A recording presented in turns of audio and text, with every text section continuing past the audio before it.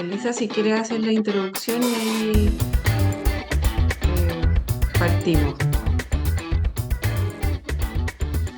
Perfecto. Muy buenas tardes a todos. Gracias por asistir hoy día al seminario Terreno Protegido. Gracias Ignacio, gracias Felipe por estar aquí hoy día con nosotros para esta conversación súper importante. Esto es un modo conversatorio. Nosotros vamos a introducir algunas preguntas para animar la conversación. Al principio vamos a hacer una presentación de Fundación Alcanzable, nuestro trabajo. El instituto también va a presentar su trabajo y esperamos que surjan buenas conversaciones, buenas preguntas y gracias a todos por su asistencia. Pia, ¿quieres poder presentar? Sí, voy a presentar. Es algo muy breve para que no se asusten, solamente para motivar la discusión inicial y después darle la palabra al instituto para que también pueda hacer su presentación. Voy a Ok, proyectar ahora.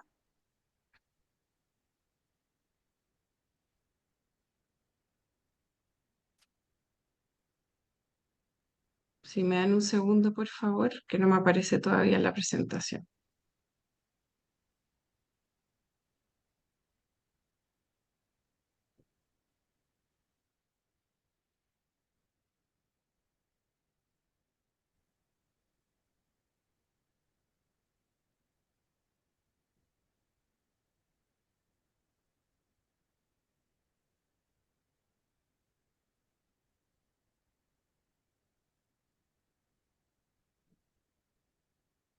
Ahí se ve, ¿cierto? Bueno, mi nombre es Pía Mora, soy directora ejecutiva de Fundación Alcanzable y le agradecemos al Instituto Estudio Urbano. Aquí nos acompañan Luis Fuente y Felipe Link en representación del instituto por haber coorganizado este seminario que es online y que es una conversación de una hora, que como decía la Elisa, hemos invitado a dos destacados académicos, Felipe Link e Ignacio Aravena, para poder hablar sobre arriendo protegido y el marco regulatorio que necesitamos. Y para partir una pequeña motivación, muy breve, ¿por qué estamos hablando de arriendo protegido hoy día? ¿O por qué nos hemos reunido acá? Y es porque todos y todas sabemos los que trabajamos en estos temas, incluso también por experiencias personales, que comprar una vivienda es cada vez más difícil. Tanto la CACEN como el censo han mostrado que el arriendo ha crecido, alcanzando hasta un tercio de las formas de tenencia en las grandes ciudades y alcanzando un 26% a nivel nacional. También sabemos que en ciertas comunas más céntricas y en las ciudades más grandes el arriendo es más prevalente, alcanzando incluso un 70% de la forma de tenencia en comunas como Santiago. Sabemos además que el déficit habitacional viene creciendo de manera sostenida, pero lo nuevo o lo novedoso que nos debería llamar a la reflexión es que la composición de este déficit está cambiando. Si bien es cierto, tradicionalmente ha estado muy influenciado por el allegamiento y no lo ha dejado de estar, ¿cierto? El allegamiento sigue siendo un componente muy central. Hay un nuevo fenómeno que tiene que ver con el crecimiento de los hogares migrantes, de las personas mayores y también de los hogares unipersonales. Y esto desafía la forma en que las políticas públicas tradicionalmente han enfrentado el déficit, que es a través de una vivienda en propiedad, que tiende a priorizar a hogares, digamos, que tienen presencia de niños, niñas y adolescentes, habitualmente una mujer encabezando o como jefa de hogar. Y no es que esa realidad haya desaparecido, pero sí se agregan nuevas realidades. Entonces tenemos que diversificar los instrumentos con los cuales enfrentamos esta situación. Y por otro lado, se agregan nuevas problemáticas, o sea, no solamente la necesidad de nuevas viviendas, ¿cierto? Sino también hogares que pueden acceder a una vivienda que incluso no es necesariamente reemplazable o no necesariamente se requiere una nueva unidad, sino que tienen dificultades para pagar su arriendo y ahí déficit cero ha acuñado un concepto que nosotros rescatamos un montón que se llama fragilidad habitacional, que son los hogares que pagan más de un 30% de su ingreso en arriendo. ¿Qué es el arriendo protegido? ¿O de qué vamos a hablar hoy día? Acá ponemos una definición propia en base a distintas fuentes, pero más o menos queremos simplificarlo diciendo que es acceder mediante el arriendo a una vivienda adecuada. ¿Qué es una vivienda adecuada? Una vivienda digna, que tiene un buen estándar, no solo a nivel de la vivienda, sino también del proyecto, un buen emplazamiento, ¿cierto? Que está bien localizada, cerca de las oportunidades de la ciudad, cerca de las redes donde las personas viven y quieren vivir, que tiene un precio asequible que en general no supera más allá del 30% de su ingreso. Obviamente esto es matizable según el tipo de hogar. A mayor vulnerabilidad podría incluso uno esperar que ojalá hubiera una menor carga financiera sobre el ingreso, que tenga una tenencia segura, y vamos a hablar sobre eso en el conversatorio, así que yo no lo voy a definir ahora, y que sea integrada socialmente. Esta vivienda de arriendo con estas características no se genera espontáneamente. En los países donde hay un sistema de arriendo protegido existe también un Estado que promueve que esto ocurra, entregando diversos apoyos, y se provee a través de modelos de colaboración público-privada, donde en general actores muy relevantes son las entidades sin fines de lucro o de lucro limitado que colaboran con el Estado para la provisión de este arriendo, y pudiendo involucrarse también con fines de lucro, ¿cierto? Pero de forma regulada. Esto es muy en simple, hay grandes, así como simplificando, hay tres pilares del arriendo protegido. Por un lado están los apoyos que entrega el Estado a la demanda, que son vouchers o financiamiento para que las personas busquen una oferta en el mercado.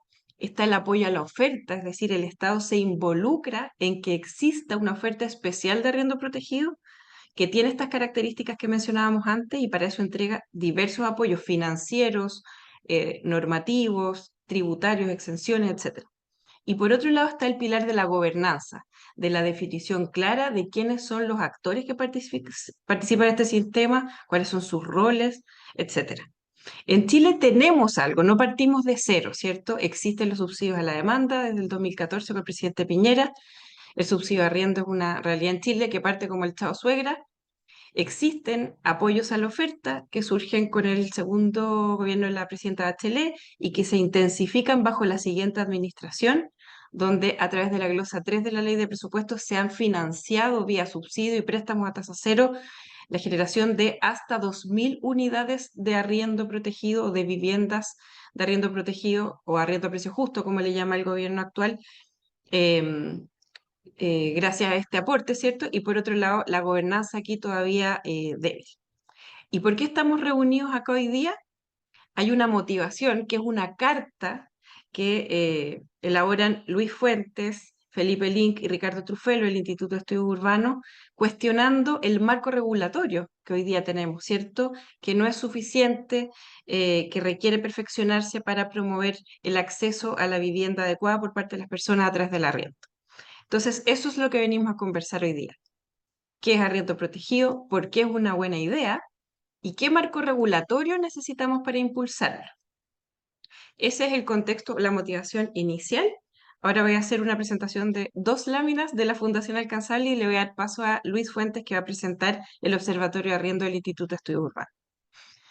Nosotros como Fundación Alcanzable, ¿quiénes somos? ¿Por qué estamos aquí?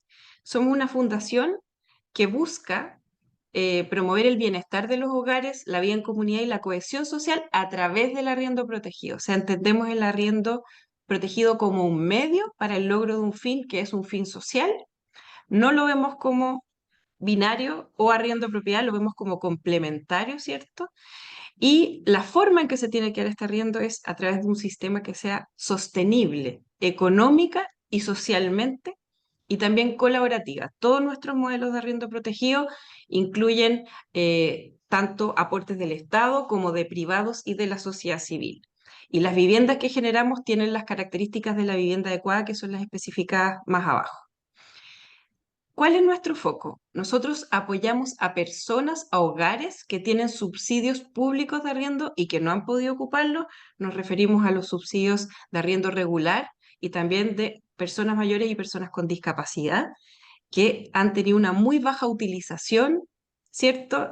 En la región metropolitana, por ejemplo, solo 1 de cada 4 de estos subsidios otorgados logra utilizarse por diversas barreras de información y también de adecuación de la oferta, elevados precios y falta de pertinencia de la oferta, por ejemplo, pequeño tamaño, dadas las necesidades de los hogares. Nosotros contribuimos a resolver esas brechas, y también no nos interesa solamente que apoyar directamente a estos hogares, sino que se consolide un ecosistema en torno al arriendo protegido, y para eso trabajamos apoyando entidades públicas y privadas interesadas en su provisión. Y acá tengo la última diapositiva para contar muy en resumen qué hacemos. Nosotros hacemos 3 cosas. Lo primero es que generamos y promovemos modelos de oferta y administración de arriendo protegido. Hoy día tenemos tres en implementación. El de intermediación, que viene a ser como el corretaje de propiedad social, donde ayudamos a gente con subsidio a ocupar su subsidio en la oferta privada. El de desarrollo de proyectos, es decir, construcción de edificios en suelo público. Ahí actuamos como EP y administramos vía comodato esta vivienda pública, y también hacemos compra de proyectos y de viviendas gracias a aportes del Estado. Por otro lado, empoderamos hogares y comunidades, es decir, al igual que las asociaciones de vivienda a nivel internacional, no solamente tenemos una pata inmobiliaria, que es la pata uno, sino que una pata social, porque los hogares con los que trabajamos tienen un alto nivel de vulnerabilidad o de vulneración de derechos, y por lo mismo requerimos trabajar la dimensión social a través de gestión social, que tiene tres pilares: la formación, que es la información a los hogares; la integración a la comunidad, pero también a las oportunidades del barrio; y por último, la seguridad de la tenencia. O sea, no solo nos importa que las personas accedan a una vivienda adecuada, sino que permanezcan en una condición de seguridad de tenencia en el tiempo. Y por último, hacemos incidencia, porque tenemos este objetivo de consolidar un ecosistema, y en ese sentido hacemos estudios, asesorías, y también a través de nuestra experiencia práctica buscamos poder compartir nuestros aprendizajes con otros actores del ecosistema, varios de los cuales están aquí hoy día y que agradecemos que estén participando. Y con eso termino de hacer la introducción sobre cuál es la motivación para hacer este seminario, qué entendemos por arriendo protegido y qué hace la Fundación Alcanzable. Y le doy la palabra a Luis Fuentes, que va a presentarnos sobre el observatorio. Bien, muy buenas tardes a todas y todos. Me alegro mucho que esta convocatoria, ¿cierto? A pesar de la hora, tal como planteaba Pía. Y bueno, Pía, también agradecerte la invitación a coorganizar este conversatorio. Y yo no voy a mostrar una PPT, sino que muy brevemente voy a contarles un poquito de dónde surge nuestra opinión, de dónde sale esta columna, ¿cierto? Que afortunadamente generó harta discusión pública, que creemos que es el objetivo. Entonces, contarles brevemente que nosotros empezamos, en el 2018, empezamos a recopilar datos de arriendo junto con la consultora InCity, porque queríamos explorar un mercado que hasta ese entonces era súper fragmentado, era muy poco profesionalizado. Por ejemplo, no sé, los multifamily recién estaban empezando a surgir, llevaban muy poco tiempo y había muy poca información pública sobre arriendo. Entonces, empezamos a recopilar información, ¿cierto? Y en el año 2021 formalizamos el Observatorio de Arriendo como un núcleo de investigación financiado con fondos del Instituto de Estudios Urbanos y Territoriales, de la consultora InCity, que era nuestro socio en ese momento, del Observatorio de Ciudades y del Centro de Desarrollo Urbano Sustentable. Y así, el objetivo de este observatorio de arriendo se materializa en una plataforma web que permite visibilizar información espacial espacialmente y temporalmente de esta información que nosotros recopilamos bimestralmente, y que también además no solamente permite visualizar esta información, sino que también concentrar en un solo lugar toda la investigación que existe sobre el tema en Chile y en Latinoamérica, y también en la discusión pública, ¿ya? Y este esfuerzo nos ha permitido trabajar colaborativamente también con otras instituciones con las cuales hemos ido estableciendo lazos. Y hoy día, bueno, nos encontramos en una renovación de la plataforma, de nuestro visor de datos, y también actualizando la información. Y estamos súper contentos porque el observatorio nos ha permitido articular ya dos proyectos de investigación científica financiados por la ANID, por la Agencia Nacional de Investigación y Desarrollo de Chile. Hemos publicado capítulos de libros, hemos publicado libros y varios artículos científicos, además de columnas de opinión y notas de prensa. Y en ese sentido, lo importante y lo que quiero recalcar es que todas nuestras opiniones, ¿cierto?, incluyendo aquellas, por supuesto, en diarios y las notas de prensa, están basadas principalmente en evidencia científica y datos, ¿ya? Y ese es el llamado que nosotros queremos hacer, ¿cierto? Es no agitar fantasmas, bloqueando una discusión que es absolutamente necesaria y que nos tiene que permitir nuevas formas de abordar esta realidad, ya que tenemos que tomarnos muy en serio este tema y no descartar nuevas políticas. hay que pensar que detrás de cada porcentaje que nosotros vamos mostrando, ¿cierto? Este crecimiento del arriendo, en los problemas de asequibilidad, hay familias que están asfixiadas, que están vulneradas y que están excluidas del derecho a la vivienda. Y nos parece que resolver esto, o por lo menos, ¿cierto? Abordar esta problemática es crucial para poder proyectar un futuro más esperanzador, porque sabemos el rol que tiene la vivienda para una familia. Eh, y claramente si seguimos haciendo más de lo mismo no vamos a avanzar. Y termino con este dato. Nuestros cálculos plantean que hay más de 422.000 hogares en Santiago que tienen problemas de asequibilidad, es decir, que pagan más del 30% de sus ingresos en arriendo.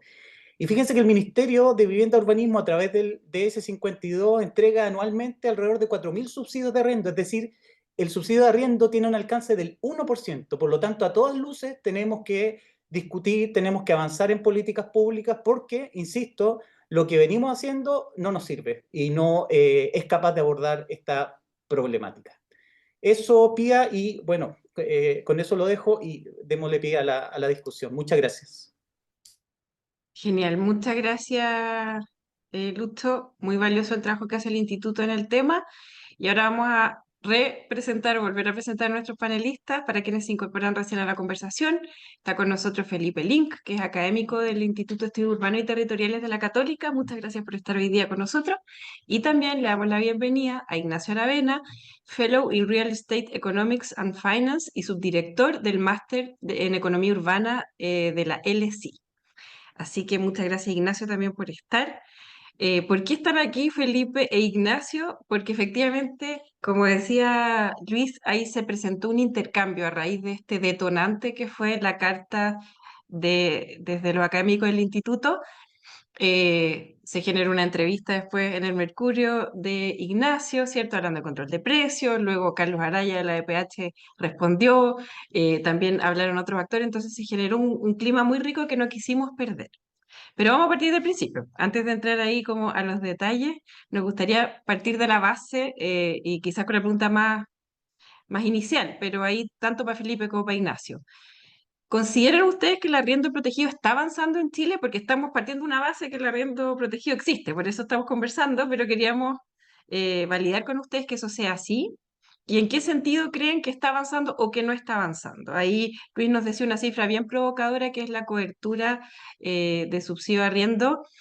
Según la ley de presupuesto, el presupuesto de política habitacional tiene alrededor de 20.000 subsidios de arriendo al año, que obviamente no es suficiente para la demanda que tenemos, pero les dejo ahí la palabra. Tratemos de hacer intervenciones cortas y también podamos ir conversando entre ustedes y al final las personas del público van a poder también conversar y opinar. Entonces, les pedimos ahí que se guarden sus comentarios. De todas formas, pueden ir por el chat, ir animando la conversación y Elisa, que es periodista de Alcanzable, va a ir recopilando su opinión. Les dejo la palabra primero a Felipe e Ignacio. ¿En qué situación estamos en el arriendo protegido en Chile? Por si pudiéramos partir de esa base antes de entrar al marco regulatorio. Partiendo por Felipe, por favor.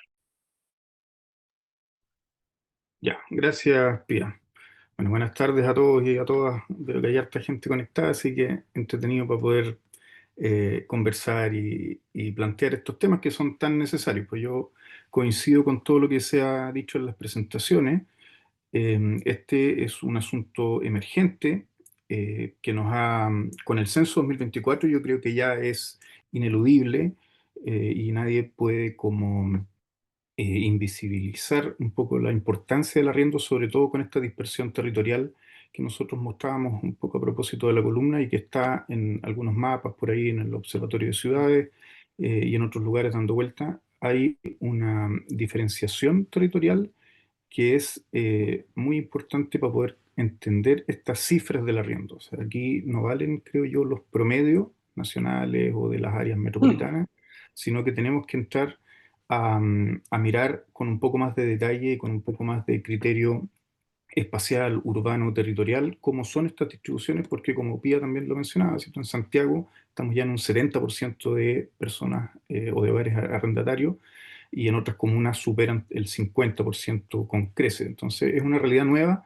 de la que hay que hacerse cargo. Entonces, en cuanto al arriendo protegido, si está avanzando o no en Chile, yo diría que poco. Yo creo que como idea, el arriendo, sin apellido, ¿no? El arriendo recién se está instalando en la discusión, ¿no? Piensen que hace algunos meses todavía estaba esta dicotomía entre vivienda en propiedad y vivienda en arriendo, ¿cierto? Y en la discusión pública también estaba esta idea de que el arriendo era un sucedáneo, incluso no deseable, porque quitaba capital a las familias, porque la vivienda, el sueño de la casa propia en Chile era una cosa súper instalada que no había que perder. Entonces se contraponía la vivienda al arriendo a la vivienda en propiedad y por lo tanto se minimizaba un poco esa discusión, esa importancia o esa urgencia que tiene la vivienda en arriendo en Chile. Hoy día yo creo que eso ya lo superamos de alguna forma, como digo, con los datos del censo es medio ineludible, ahora hay que ponerle apellido, ¿cierto? ¿Qué tipo de arriendo, para qué tipo de arrendatario es el que vamos a ir diseñando, pensando y discutiendo? Porque también creo que es un error hablar de los arrendatarios como si fuera un universo homogéneo o una sola bolsa de personas que no están en propiedad y que están en arriendo. Pero dentro de ese universo también hay una complejidad y una diversidad súper importante que lo hemos discutido en otros espacios, hay algunas publicaciones por ahí. Entonces no da lo mismo, ¿cierto? O hay que hacer también esas diferencias dentro de las personas y de las familias y de los hogares que son arrendatarios. Entonces creo que hay mucho por avanzar. Si bien Pía mostraba algunos datos, ¿cierto? Y algunas iniciativas de subsidio a la oferta, del DS52, que es como nuestro hito, ¿cierto? Al que le echamos mano, pero que también es precario en cuanto a su peso en la política habitacional en Chile, creo que hay mucho por avanzar. Entonces, hay algunas iniciativas, pero creo que el trabajo es consolidar y hacerse cargo del peso que tiene la vivienda en arriendo hoy día en Chile. Eso para partir. Gracias, Felipe. Y ahí, pasando la pelota a Ignacio, en el fondo Felipe dice, el arriendo ya es incipiente, está creciendo, pero todavía es un fenómeno nuevo para el caso chileno, sobre todo considerando la tradición importante de propiedad que tenemos. Y el arriendo protegido, ahí nos dice Felipe, hay algunas luces, algunos indicios de que está avanzando, el DC52, algún incentivo a la oferta, pero todavía es algo que está medio verde, ¿cierto? Eso es como lo que podemos sintetizar. Ya vamos a profundizar en los arrendatarios, ¿cierto? ¿Quiénes son? ¿Por qué no son una entidad homogénea? Pero ahora nos gustaría escuchar a Ignacio, ¿cuál es tu apreciación sobre esto? ¿En qué estado estamos en el arriendo protegido en Chile? Perfecto. Oye, primero que todo quiero agradecer la invitación y felicitar el trabajo de ambas instituciones. Yo creo que lo que hace el CANSAL es muy loable y también lo que está haciendo Felipe y el resto del instituto con el observatorio, porque efectivamente sabemos poco de arriendo en Chile. Y creo que eso es súper importante, porque el paradigma ha ido cambiando. Es un paradigma que sucede en otras latitudes, todas las grandes ciudades metropolitanas del mundo tienen más arrendatarios que propietarios, pero en Chile todavía no entendemos muy bien las dinámicas. Y yo creo que junto a eso quiero invitarlos a leer un paper que escribió José Miguel Simian para el CEP, donde trata de profundizar un poco en ciertas estas relaciones, y creo que eso es importante. Ahora, ¿dónde está la situación con el arriendo? Yo creo que tenemos que preguntarnos también cuál es el concepto de protección en cierta manera, porque tenemos una definición que es lo que está a continuación, y si bien hemos avanzado, algunos creerán que es más lento, otros que es a tracto de lo esperado. Han habido algunas modificaciones. Tenemos una ley de arrendamiento bastante antigua, es de los años 80, se ha ido modificando, en algún momento protegió a los dueños, en algún momento protegió a los arrendatarios, que también generó problemas. Hoy en día se está tratando de legislar, por ejemplo, en lo que es lo relativo a las garantías, a brindar mayor seguridad jurídica para ambas partes. Existen los subsidios habitacionales y las losas para poder factibilizar. Hay innovaciones institucionales con asociaciones público-privados, como lo que están haciendo ustedes en Alcanzable. El Estado está tratando de generar suelo público en comodato para hacer asociaciones público-privadas a 30 años, y por lo tanto yo creo que sí hay acciones que se han ido desarrollando y con un diagnóstico que cada vez se va volviendo más claro. Efectivamente hay un conjunto de desafíos que tenemos que sentarnos a conversar y que de una u otra forma, y Felipe y ustedes ya lo han dicho muy bien, y por eso va a ser bien breve para que pasemos un poco más al fondo del meollo, es que hoy en día el arriendo, si ha ido creciendo, eso no se ve reflejado en la batería de políticas públicas que tenemos a nivel nacional. Creo que la última vez que miré las estadísticas del MIMBU, menos del 5% se va al DS52, de hecho creo que es un 2, un 3%, y por lo tanto necesitamos pensar cómo vamos a enfrentar una demanda que va creciendo por distintos shocks, porque hay gente que se va a vivir a las ciudades, porque hay gente que se va a vivir al país, porque cada vez se construye menos, porque hay problemas de accesibilidad. Hay una serie de dinámicas que tenemos que entender, pero que de una u otra forma nos invitan a hacernos cargo. Y por lo tanto, creo que este conversatorio es bastante importante, pero tenemos que partir entendiendo dos cosas: qué entendemos por protección y luego también qué significa regular, porque muchas veces tendemos a hablar de decir, tenemos que regular esto, pero ¿qué es lo que queremos regular? Eso lo ilumina y lo informa también la investigación y lo que uno trabaja, y por lo tanto creo que este conversatorio espero y sé que probablemente van a salir muy buenas conclusiones. Gracias, Ignacio, y quiero tomarme justo lo que dices, porque efectivamente hablar de arriendo y de arriendo protegido no es lo mismo. Y tampoco es lo mismo hablar de protección si es que todos entendemos cosas distintas. Como dices tú, está la ley de arriendo que regula el arriendo en general, ¿cierto? Y tanto arrendadores como arrendatarios tienen derecho a tener una cierta protección, ¿cierto? Pero cuando nosotros hablamos de arriendo protegido, estamos hablando de un arriendo que ha sido generado con apoyo del Estado, ¿cierto? Con algún apoyo en la acceso a la demanda o para la generación de oferta. Entonces, cuando hablamos de regulación, también es interesante, y ahí se generan las pasiones, de si regular el mercado privado, el que no ha tenido financiamiento público en su origen, o cómo regulamos el mercado que el Estado ha contribuido a generar. Entonces, es una primera distinción súper importante y que no es trivial y que vamos a ir desenredando a lo largo de esta conversación. Pero quiero retomar lo que decía Felipe sobre los arrendatarios, porque hemos hablado que tú decías al principio, los arrendatarios no es una bolsa como homogénea de personas o de tipos de hogar, sino que hay diferencias, hay matices. ¿Quiénes son estos arrendatarios y por qué ellos, o una parte de ellos, te lo pregunto, todos o parte de ellos, requiere una protección especial o un involucramiento especial del Estado distinto al mercado regular? Por si nos pudieras comentar, Felipe. Sí.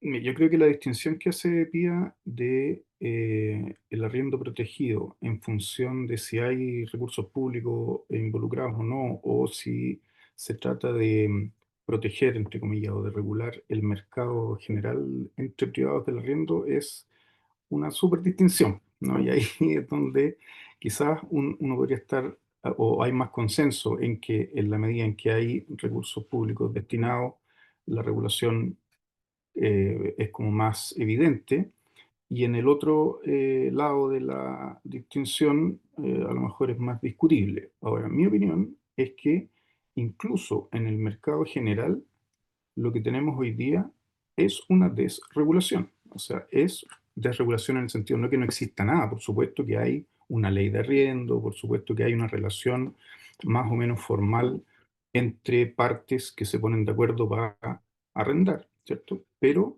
creo que ahí se puede avanzar en el sentido de que lo que hemos visto nosotros en diferentes estudios, encuestas, entrevistas, experiencias de arrendatarios, es que la situación es bien dramática, ¿no? O sea, hay requisitos abusivos, hay alzas de precios, hay precios que suben sin control, ¿no? Eso es entre comillas.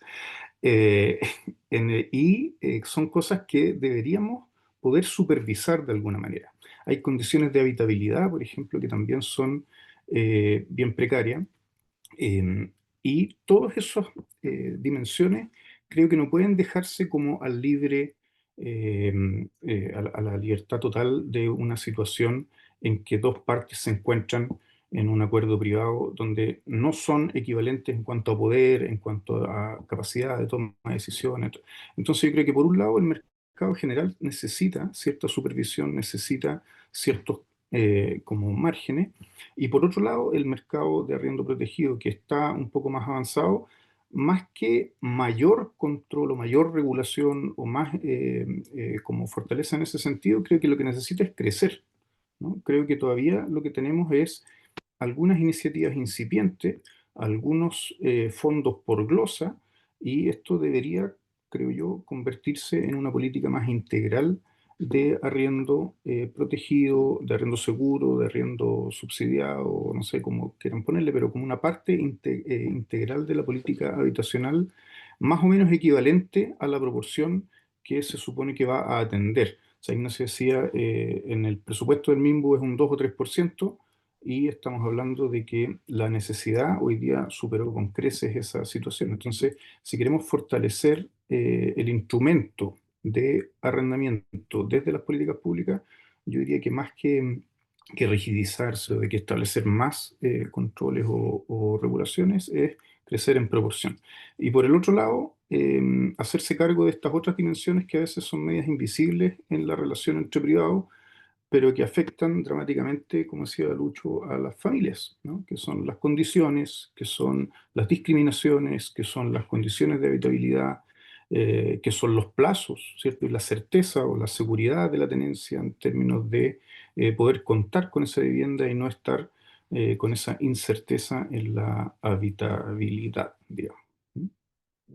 Ahí súper buenas las distinciones que ya hemos ido sacando en limpio, ¿cierto? La regulación general, que la visión de Felipe debería incluso ser más exhaustiva o supervisar mejor las relaciones entre arrendadores y arrendatarios, y la regulación específica del mercado que ha sido generado con fondos públicos, que la visión de Felipe tendría que eso crecer, ¿cierto? Pero también hay otras como cosas que hay que desenmarañar, que es qué es la regulación, ¿cierto? Porque algunas personas, o sea, también ahí ha habido un intercambio en la prensa que es regulación sinónimo de control de precios. En el fondo, cuando uno sugiere regular más el mercado general, se está refiriendo a controlar los precios de la oferta privada. Entonces ahí voy a Ignacio y voy a dejar stand-by un poco la pregunta que le hice antes a Felipe sobre los tipos de arrendatarios que requieren más protección. Lo vamos a dejar en barbecho, pero vamos a ir con Ignacio sobre la regulación, porque justamente tu entrevista en el Mercurio hablaba sobre control de precios y que no era aconsejable, ¿cierto? Si es que en tu visión queríamos aumentar la oferta de arriendo. Entonces, te quería preguntar, Ignacio, por eso, ¿cuál es tu visión sobre cómo debería o no regularse el mercado privado? ¿En qué aspectos? Y en particular, tu opinión sobre el control de precios sobre la oferta privada. ¿Qué es lo que tú has visto en base a tus estudios, a la experiencia internacional respecto a los efectos del control de precios? Entendiendo que la regulación no es sinónimo de control de precios, sino que un aspecto de la regulación. Así es, muy de acuerdo con lo que dices y de hecho, bueno, en esa entrevista me preguntaron literalmente cuál era mi opinión sobre el control de precios y de una u otra forma lo que hemos visto en distintas latitudes con distintos regímenes políticos y eso nos dice mucho es que por lo general no funciona, porque una cosa es que congelemos los precios pero los costos pueden seguir subiendo y por lo Y tanto eso Ignacio, genera. un pequeño alcance. Si pudieras explicar muy en simple, porque hay muchas personas muy técnicas acá, yo miraba la lista, hartos amigos, amigas que son habituales asistentes de estos seminarios, pero quizás hay alguien que no entiende bien qué es control de precios, si pudiera explicar y luego volver a por qué es bueno o no es bueno el control de precios sobre la oferta privada. Totalmente, muy, muy buen punto, Pía. De hecho, mira, el control de precio usualmente tiene distintas modalidades, pero básicamente es que o al mercado completo o a una parte del mercado con ciertas condiciones se les dice, tú vas a tener un precio fijo de arriendo y en algunos casos se dice, tú vas a poder subir el arriendo más un porcentaje. En Chile eso está, entre comillas, resuelto porque tenemos la UEF y la UEF permite corregir por inflación, pero en otros países no y por lo tanto ese porcentaje se permite subir muchas veces en consecuencia a la inflación. Lo que sucede en muchos lados es que al final del día los precios, si no crecen al nivel de los costos, muchas veces terminamos teniendo incentivos perversos, como por ejemplo que aparecen los mercados negros, que hay gente que simplemente tiene una vivienda y no la quiere arrendar porque no le es rentable, o que si es que lo arriendan no le hacen ningún tipo de mantención, mejoras. Y yo creo que el caso más extremo de esto sucedió en Nueva York para el huracán Sandy, donde un edificio en Red Hook, que es un barrio, fue inundado con el huracán y pasaron más de un año en poder arreglarlo. El problema es que, si ustedes se imaginarán, edificios húmedos, con pinturas con plomo, hubo niños que literalmente murieron. Y eso yo creo que es el caso más extremo, pero que pone en situación esto de una autoridad de vivienda que a la fecha debía más de 30 billones de dólares en las mantenciones. Por lo tanto, arriendo controlado, controlando los precios, que eso es algo muy de los años 90, es algo que no queremos, pero efectivamente la pregunta es, bueno, si queremos tratar de regular el mercado, La pregunta es qué regular, porque también un poco que decía lo que decía Felipe, pero yo lo decía de otra manera, es que quizás lo que queremos es tener un buen mercado público con ciertas lógicas, pero también un buen mercado privado que responda a ciertas calidades, a ciertos estándares, eh, que en el fondo haga buena ciudad. Y yo quiero poner acá un ejemplo, lo que sucedió con la figura de los apart hotels un par de años atrás, que básicamente se tomaba una figura normativa para construir más chicos, eran multifamilies camuflados, y eso obviamente no ayuda al desarrollo de la ciudad por muchas dimensiones. Pero por otro lado, y acá la evidencia no es tan clara, es que, por ejemplo, los sectores donde hay edificios multifamily, no es del todo claro si es que los precios han aumentado, porque al final del día hay muchos mercados que son bastante elásticos, es decir, que la demanda no tiene una capacidad muy grande para poder en el fondo pagar mucho más, y por lo tanto muchas veces los canales de operación de estos instrumentos son a través de la optimización de costos. Y dicho eso, solo por poner dos fuerzas que se contraponen, yo creo que acá, cuando nos preguntamos si lo que queremos regular, que es algo que muchas veces se habla en sentido genérico y no tenemos mucha claridad de qué es lo que queremos regular como tal, muchas veces nos movemos más por correlaciones que por mecanismos causales. Y deja poner un ejemplo. Hoy en día todos comprendemos el dolor que viven muchas familias, sobre todo las de menores ingresos, y todo lo que les cuesta vivir por eso. Pero atacar el problema a través de la demanda, los mecanismos causales lo que nos muestran usualmente es que es a través de la oferta. Porque hoy en día, sobre todo en ciudades como Santiago, crece la población, se construye poco, es un mercado bastante inelástico y eso automáticamente deriva en que los precios naturalmente tienden al alza. Entonces, tampoco sabemos con claridad cuánto creciendo los precios por esa es la poca capacidad para construir por distintas variables versus el choque de demanda versus el arriendo y que empiecen a aparecer otro tipo de competencia. Entonces, efectivamente, lo que tenemos que preguntarnos bueno, primero de todo, generemos evidencia de calidad para poder tener buenos mecanismos causales y luego de eso tratemos de que los mercados funcionen, porque también tenemos que recordar algo. El Estado de Chile entrega apoyos, subsidios, puede generar algún tipo de incentivos, como tú dijiste, falta una patita de gobernanza, pero no construye. Y por lo tanto, quienes están arrendando hoy en día, aunque sea con un subsidio, lo están haciendo en un mercado principalmente privado. Y lo que tenemos que tratar de hacer es que ese mercado sea lo más competitivo y lo más transparente y lo más bueno, entre comillas, para ponerlo de manera genérica, lo más bueno posible. Muy buenos puntos y ahí eso también ayuda harto, Ignacio, a despejar, ¿cierto?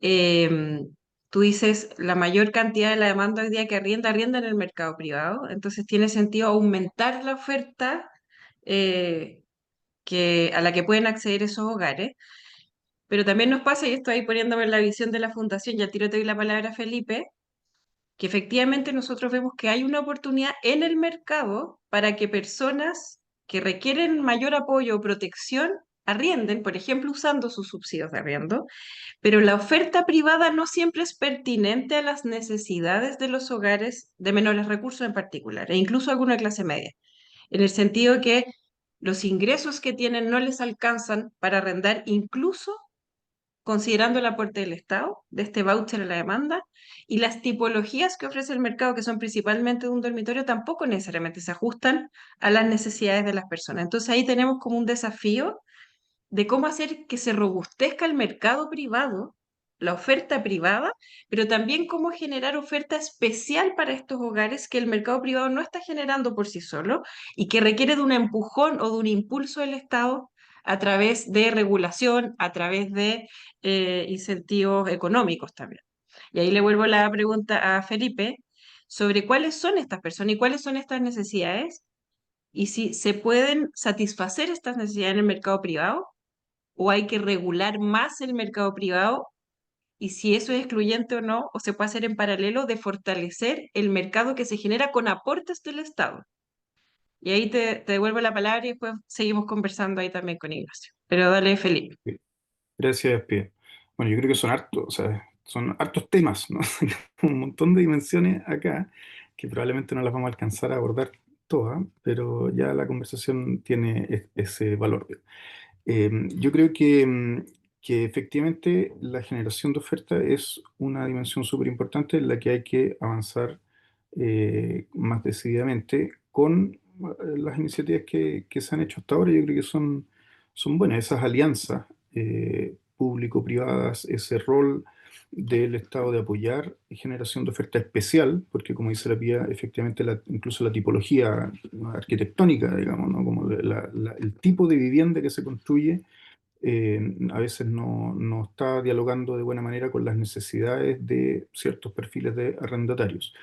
Yo diría que, al menos de lo que hemos visto en esta diferenciación del universo de arrendatarios, los adultos mayores, ¿cierto? Y las personas jóvenes o las parejas sin hijos o hogares unipersonales son quizás los dos grupos que han ido creciendo de manera significativa, con problemas en los jóvenes de asequibilidad y con otros problemas de aislamiento social y otro tipo de cuestiones en las personas mayores. Entonces, por ahí hay espacio súper importante para involucrar diferentes tipos de soporte o de apoyo desde el Estado, tanto para la generación de oferta como para el subsidio. Ahora, dos cosas a propósito un poco de lo que se hablaba antes. Yo creo que en la lógica del voucher, de ir a entregarlo individualmente y cobrarlo en el mercado, o sea, llevamos 40 años con la vivienda en propiedad y sabemos que eso tiene límites importantes, ¿cierto? O sea,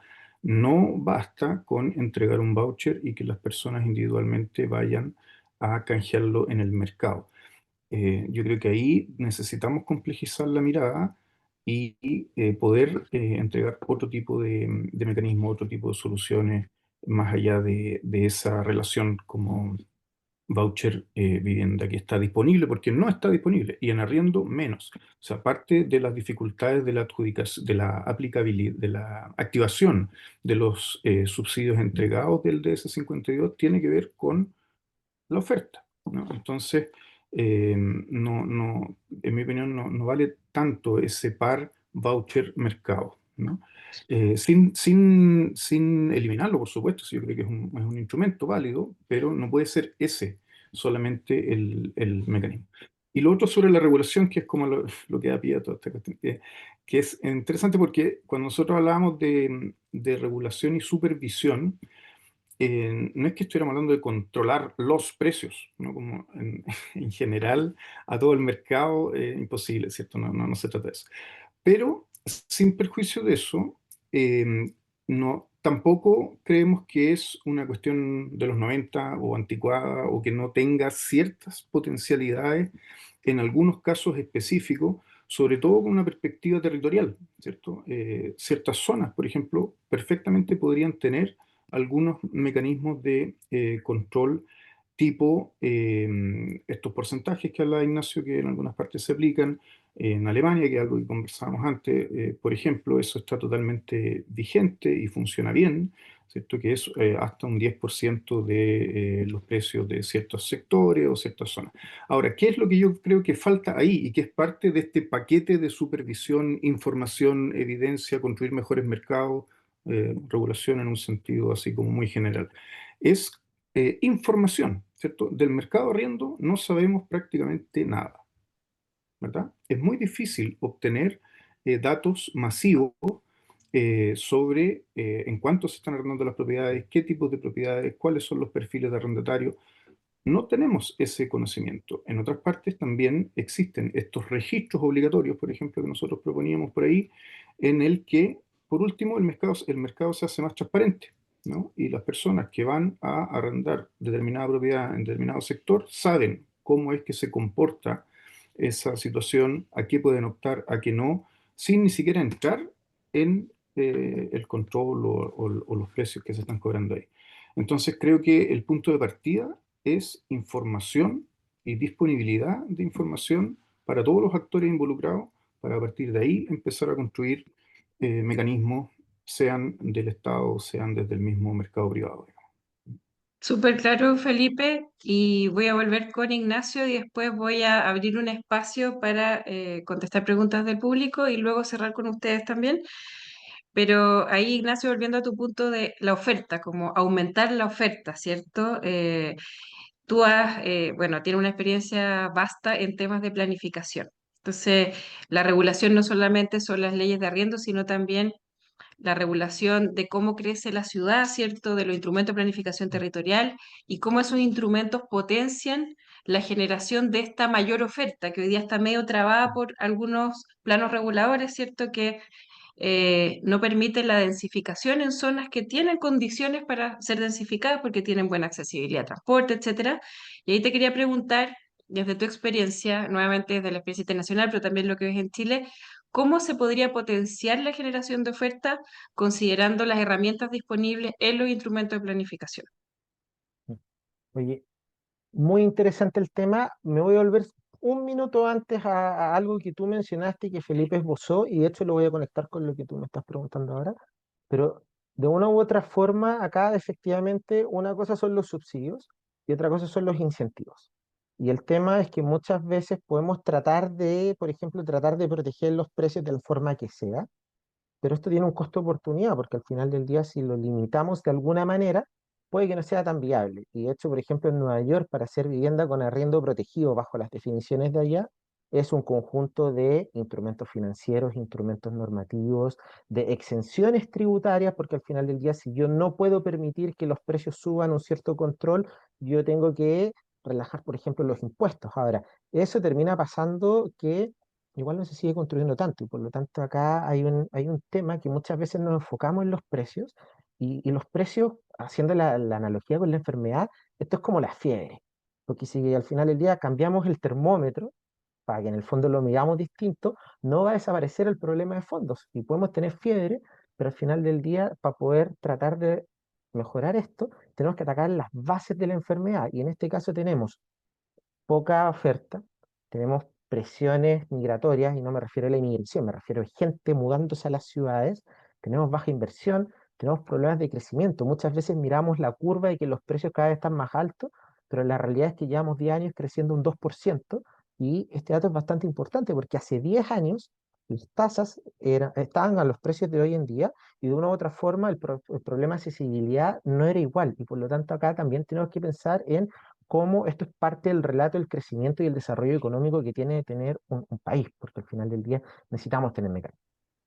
Llevando eso, si nosotros lo llevamos a la evidencia internacional, primero que todo, me van a perdonar porque este comentario va a ser súper poco popular, pero voy a presentar un paper la próxima semana en el FAU, así que los dejo a todos invitados. Voy a presentar un paper efectivamente de incentivos normativos y viviendas sociales. Pronto lanzaremos la convocatoria, eh, para que vayan viendo, pero les puedo dejar algunos comentarios más o menos generales para no demorarme tanto en esto.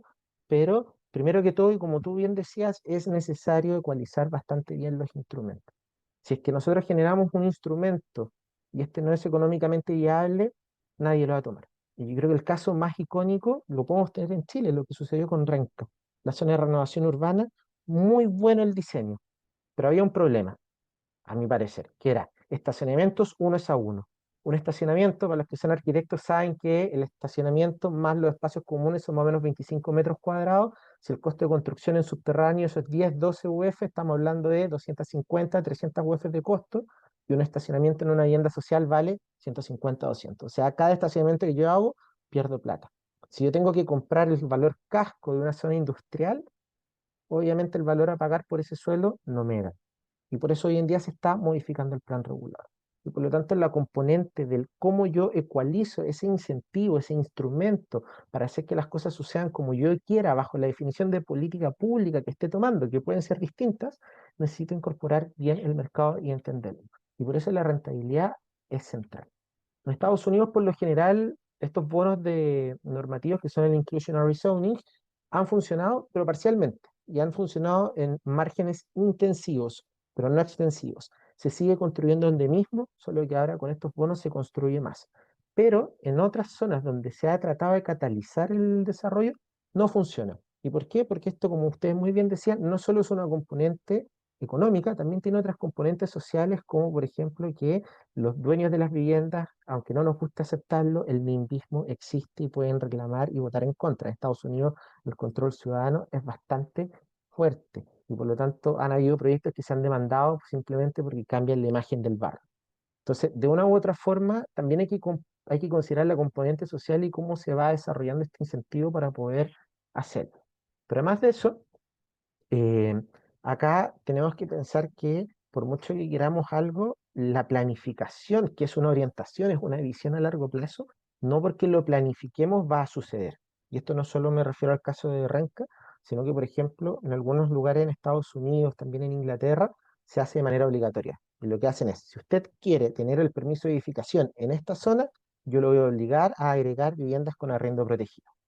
Lo que termina sucediendo ahí es que las inmobiliarias, como uno no puede proteger todo, se van al límite del polígono de la protección y construyen afuera. ¿Por qué? Porque no les gusta. ¿Está bien o está mal? Esa es otra pregunta. Pero al final del día muchas veces obligamos y terminamos haciendo que se construya aún menos y se construye menos, tanto público como privado. Tenemos un problema de escasez cada vez mayor y por lo tanto estas dimensiones son súper importantes porque de una u otra forma el incentivo tiene que venir de la mano no solo con lo normativo, sino que también con lo tributario. Y con esto cierro. El SEC, el Crédito Especial a Empresas Constructoras, fue el motor de la construcción de viviendas sociales por más de 10 años. Se eliminó, me pueden buscar, yo vengo hablando de esto desde el año 2021, cuando se estaba legislando, se dejó de aplicar y yo dije, en 2024-2025 se va a notar porque ahí van a empezar a bajar y ahí son las proyecciones futuras de los próximos proyectos. Hoy en día hay muchos proyectos con distintos subsidios que se están construyendo menos. ¿Y por qué? Porque ese incentivo tributario que lo tenían las viviendas sociales en su gran mayoría, ecualizaban el costo de oportunidad de no poder subir los precios. Y por lo tanto, el diseño tiene que ser esta conjunción entre la gobernanza, entre la sociedad, entre la viabilidad económica, pero con un diseño que esté bien calibrado en torno a el reconocimiento de los mercados locales. Hacer vivienda social de cualquier índole en Santiago no va a ser lo mismo que hacerlo en Renca, que hacerlo en Valparaíso, que tengo de fondo, o hacerlo en Antofagasta.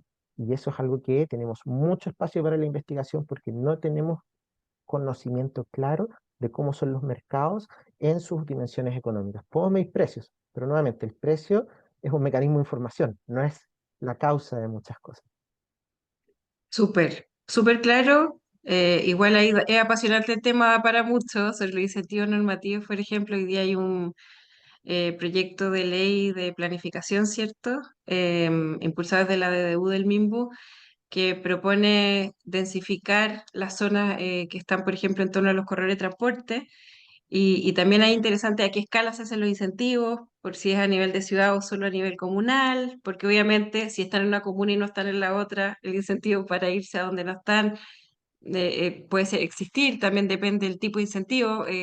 A los municipios a veces les ha costado entender bien cuáles son esos incentivos. Si poner mucho o poco, si pones mucho no va a llegar la inversión privada, si pones muy poco estás subutilizando ese potencial de generar bien de interés público. Entonces, un Y tema muy apasionante que nos queda corto este espacio para abordar y me gustaría dedicar los últimos minutos a dos preguntas. Hay dos preguntas que plantearon, bueno, Javiera Romero y Andrés Villar, que creo que no están 100% recogidas, pero más o menos lo hemos tocado, que tiene que ver con los incentivos normativos para generar vivienda de interés público.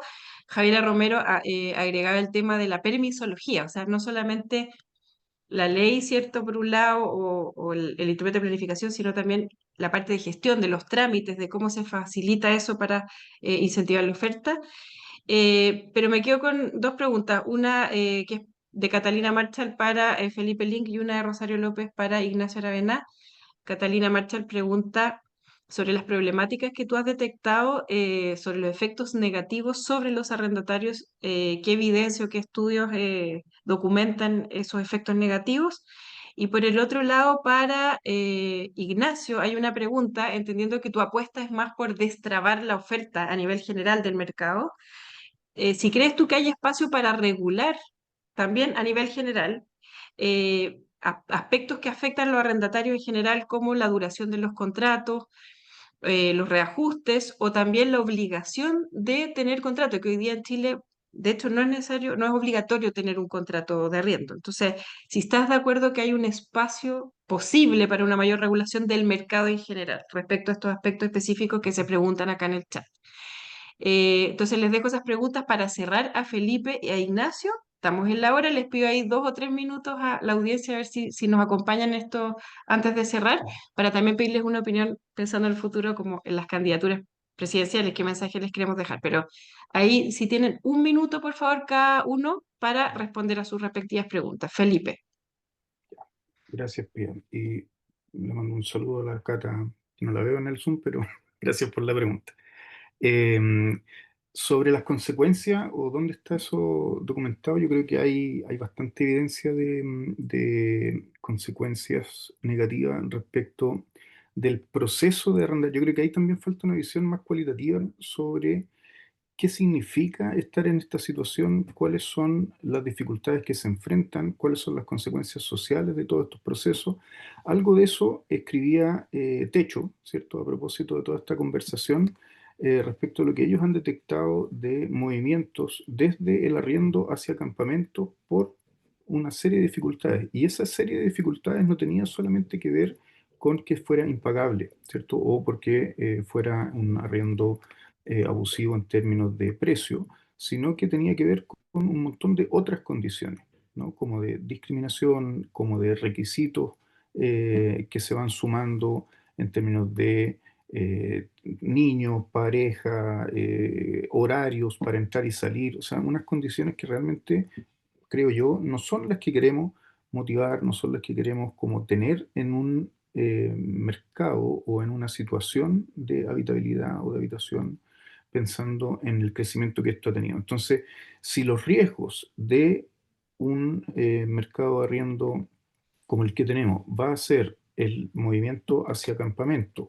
o la masificación de arriendos de mala calidad o del arriendo de piezas, que es otra cosa que nosotros también hemos estudiado, eh, creo que no va por ahí el camino. Entonces, tener a la vista solamente el arriendo como del con alta renta, ¿no? Y los departamentos y los profesionales jóvenes, no es ese el universo al que nosotros tenemos que referirnos. Creo que es mucho más delicado que eso y las consecuencias están publicadas en varios lugares, lo podemos ver en otras oportunidades.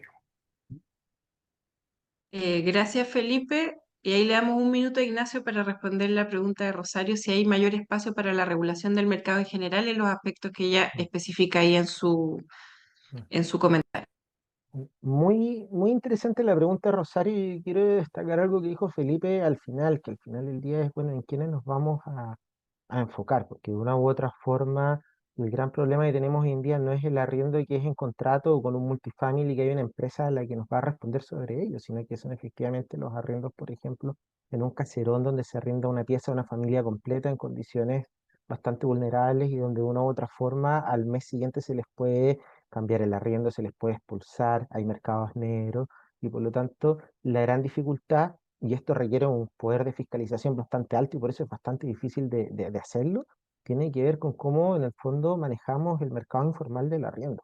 El arriendo de piezas compartidas, el crecimiento de los Airbnbs, que pueden ser buenos como una forma de rentabilizar tu inmueble, pero de una u otra forma quita stock a la gente que está viviendo en la ciudad o por ejemplo que la gente, esto pasa en otras latitudes, pero que al final del día cuando las viviendas son tan caras, la gente arrienda una pieza, arrienda el subterráneo, arrienda lugares que no están hechos para que uno pueda vivir. Y por lo tanto, en eso sí hay espacio y deberíamos tener alguna forma de hacerlo. No es necesariamente el contrato, sino que también es a quién se le está permitiendo y bajo qué condiciones ser arrendatario. Yo creo que el tema de los reajustes es un poco más sensible porque es exactamente lo mismo que la UEF. Está muy de moda ahora en algunas candidaturas decir que los créditos hipotecarios no deberían ser un UEF. El problema es que las tasas, cuando uno habla de un 3 o un 4%, es 3-4% más UEF. Y si es que yo no, el banco no ocupa la UEF que le está determinando el INE, ellos van a hacer su propia estimación de la UEF y esa estimación va a ser más conservadora porque van a querer proteger su patrimonio. Por lo tanto, muchas veces el reajuste que hoy en día se hace en UEF es una forma. Entonces, también ahí hay un espacio para pensar que quizás, bueno, el problema, nuevamente, ese reajuste, si es que es muy al alza, nuevamente tiene que tener problemas de que no hay suficiente competencia y eso nuevamente recae en la oferta. Porque si no hay competencia, se generan oligopolios, hay competencias abusivas y por lo tanto eso es lo que queremos evitar. Y para eso necesitamos fortalecer el mercado formal de arriendo. Muy claros los puntos, este el tema muy apasionante. Bueno, quienes estamos acá nos encanta y sabemos que hay muchas complejidades, la falta de información, ¿cierto? La falta de oferta, lo incipiente que es, pero nos entusiasma y creemos que es una buena opción si está bien realizado, ¿cierto? Bien llevado a cabo para muchos hogares. Y con eso queríamos cerrar, si le puedo pedir un minuto a cada uno para poder hacer una propuesta pensando en las candidaturas presidenciales, que hoy día está bien, todo bien líquido el escenario, pero se están perfilando los distintos candidatos y candidatas que van a pasar a segunda vuelta. Entonces, si pudieran en un minuto condensar una recomendación de política pública pensando en las candidaturas presidenciales para fortalecer el arriendo protegido y en particular el marco regulatorio del arriendo protegido, ¿qué recomendarían? No sé si alguno quiere partir con su recomendación. Ignacio, ¿quieres Aparte, partir? sí, ¿Sí? En un mira, minuto, ¿cuál sería tu recomendación para dejar esta ¿ya? semilla sembrada hacia el futuro? Mira, antes que la recomendación decir algo, y es que son dos cosas. Primero, el sector público no construye y por lo tanto su rol es generar condiciones para que hayan buenos arriendos y ecualizar el costo-oportunidad de las decisiones que ellos quieran hacer. Y eso necesariamente nos invita a fortalecer el ecosistema del arriendo. Yo creo que la clave en este caso va mucho más por los incentivos que otra cosa, y que en el fondo es que si yo voy a tratar de proteger un arriendo y voy a generar un arriendo con subsidio, porque el subsidio también te limita el cuánto más puede crecer porque está dentro de un límite, la pregunta es cómo, primero que todo, primero ecualizamos el costo de oportunidad y por lo general eso es a través de incentivos tributarios y normativos para poder construir más y no quitar oferta al mercado, pero también tenemos que pensar cómo nosotros vamos a poder tener una gobernanza que mejore la gestión institucional de este mercado, porque de una u otra forma yo creo que ahí tenemos bastante informalidad, no tenemos claridad, y te voy a poner un solo ejemplo, la plusvalía del metro. Muchas veces se está construyendo un bien público que se podría tratar de capturar parte de ese valor, pero hay mitos. Se cree que en todos lados la plusvalía del metro va a ser la misma y se va a tratar de negociar con eso.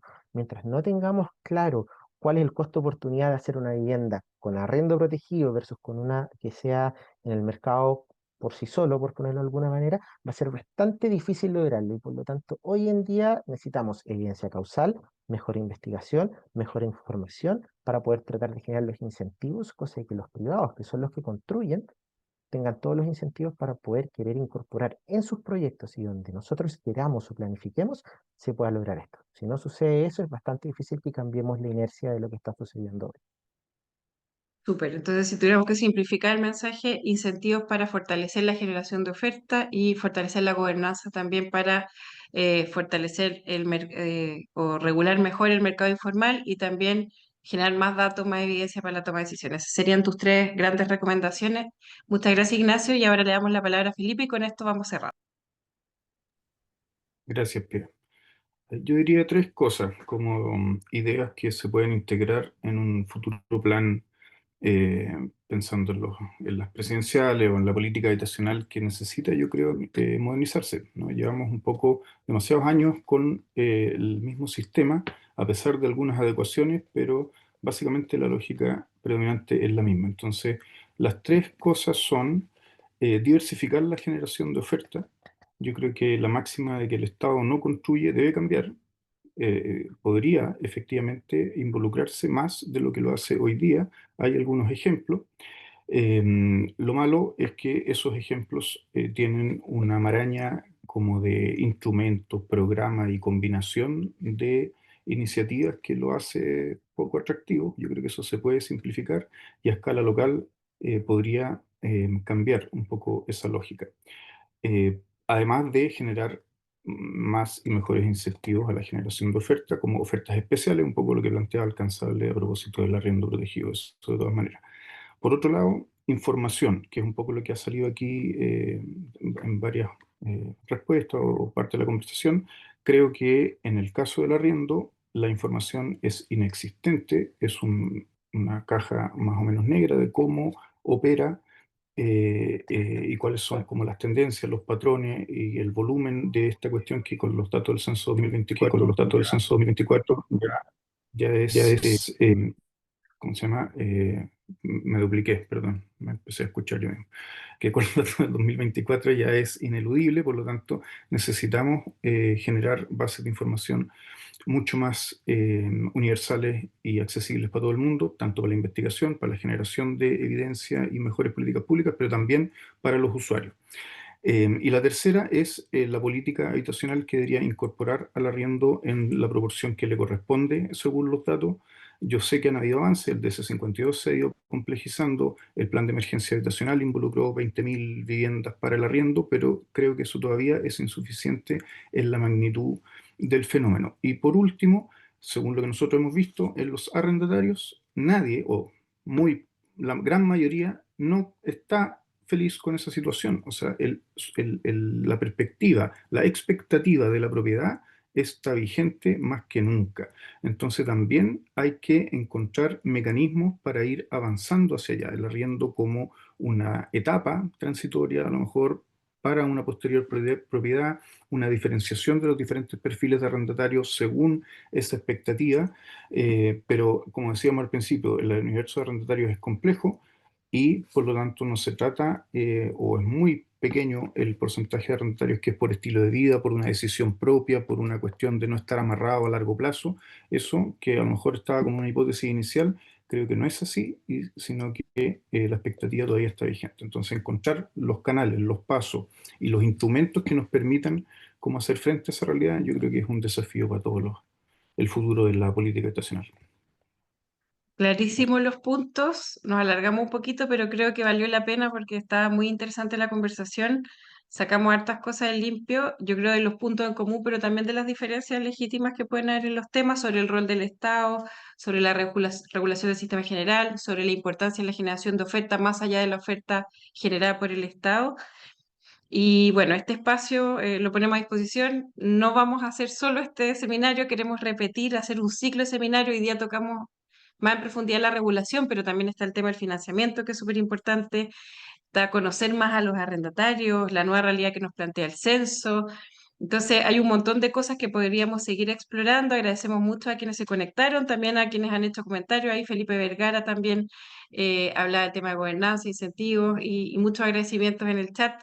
Así que nuevamente gracias Felipe, Ignacio, a todas y todos quienes se conectaron y esperamos seguir retomando esta conversación próximamente.